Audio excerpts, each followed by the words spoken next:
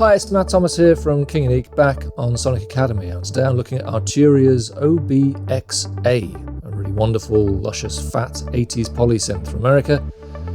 Before we get our hands on the John Candy of synthesis, we're going to go back and look at the history of Oberheim. So we're going to go back in time. Back in time. Back in time. So that's how we go back in time. And look at the guy who started it all, Tom Oberheim.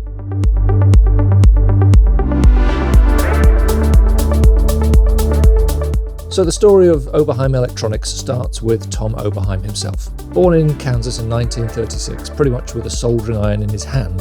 By the age of 8, he was disassembling radio sets, and by 11, he was so skilled he was working part-time in a shop repairing them.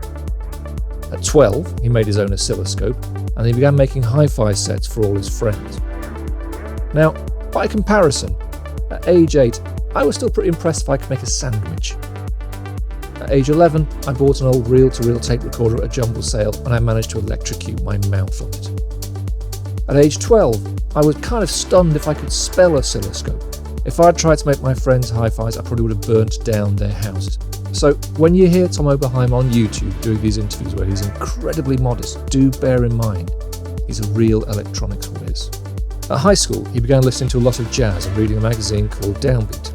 An ad for a jazz club called the Lighthouse Cafe in Los Angeles promised free entry to hear the great jazz musicians he'd only read about.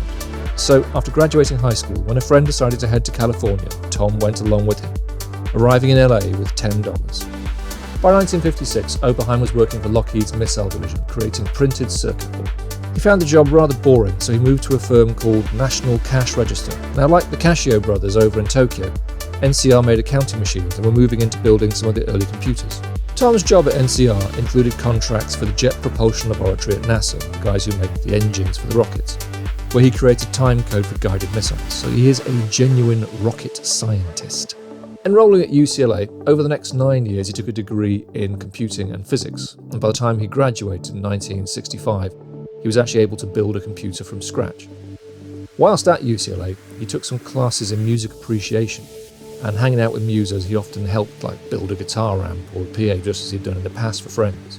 Now, one of the favours he was asked was an experimental folk band called the United States of America asked him to build a ring modulator as their previous keyboardist had one. So Oberheim went searching, found a circuit in a magazine designed by Harold Bode, who was himself an early influence on Bob Moog, and Tom built a few of these things. Word got round, and movie composer Leonard Rosenman asked to use one on the score for the Beneath the Planet of the Apes film, and asked Tom to bring one over to the 20th Century Fox Studios. After seeing and hearing it in action, a few of the musicians present asked if he could build them one. So encouraged by this level of interest, he founded Oberheim Electronics in 1969, borrowing $5,000 from work colleagues and friends. As an interesting aside, one of his investors returned a few months later and asked if he could have his $1,000 back quite sharpish. And not long after that, the FBI appeared at Oberheim's door asking if they'd seen him. It turned out the guy was involved in modelling the Vietnam War's possible outcomes for the Pentagon, and it turns out all the possible outcomes weren't good. And so they'd leaked these papers to the public. It's happened to all of us, hasn't it? We started the synthesizer company and the money used to found it has of course come from one of the decade's most prominent whistleblowers.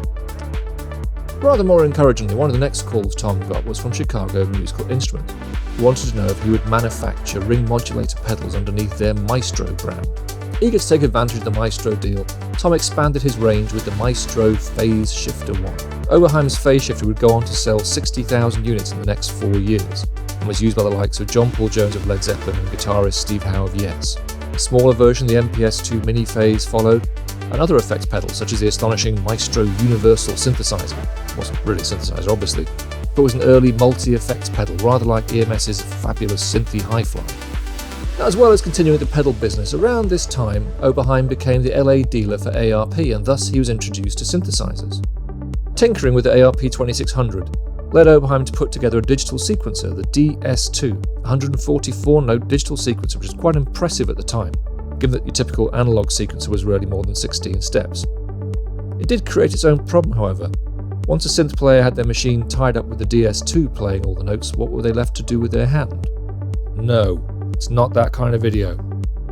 To resolve this, Oberheim invented the Synthesizer Expander Module, or SEM, a simple, cheap, keyboardless synth that could be added to a player's rig.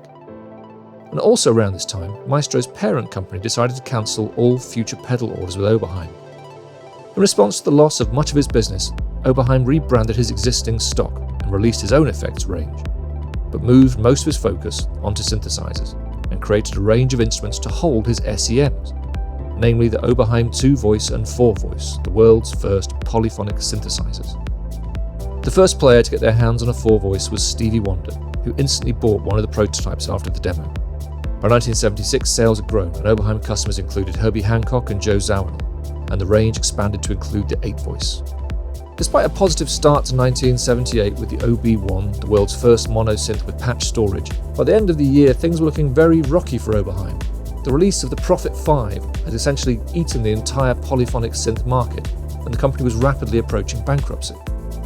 With only a matter of months in hand, Oberheim created the OBX by the summer of '79 as a last chance to save the ailing company. At that year's NAMM show, the newly unveiled OBX generated $1 million in sales in the first afternoon. From this solid foundation, Oberheim went on to release a series of popular polysynths. The OBX-A followed in 1980 and the OB8 in 1983, and then the Matrix series of polysynths. The OBX and XA were a cornerstone of the 80s rock and pop scene, finding favour with Depeche Mode, the Eurythmics, Gary Newman, Prince, The Police, Queen, and of course Mr. Edward Van Halen.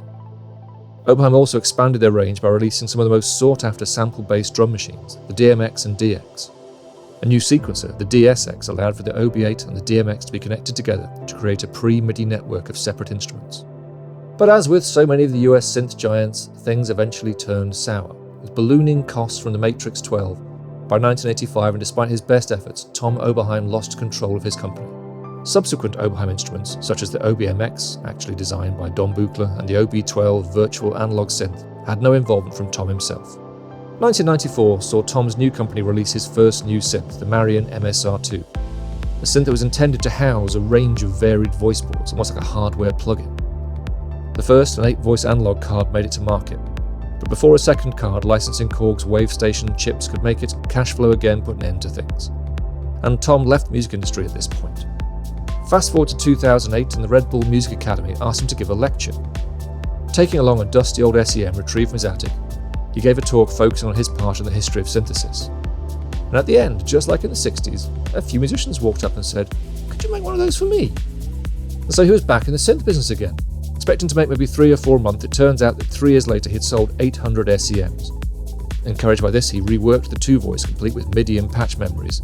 Most recently, he collaborated with Dave Smith of Sequential to bring out the OB6 analog polysynth. Finally, last year, Gibson, owners of the Oberheim trademark since the late 80s, gave Tom back his trademark name for use on all his products, in recognition of his contribution to music technology. Well deserved for a company that achieved so many firsts in the synth market.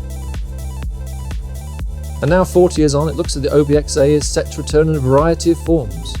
One of Behringer's more ambitious clone projects seeks to deliver a full hardware keyboard version, and Arturia have put an OBX that combines the best of the X, the XA and the 8 right inside our laptops, so let's have a play. Thanks everybody for watching, commenting and indeed liking. We really do appreciate all the support we get here on our Sonic Academy YouTube channel. So if you found this video super useful, please, we'd love you to hit the subscribe button. We update the YouTube channel every week with new content. And if you want to watch some more relevant content, just click on the videos beside me.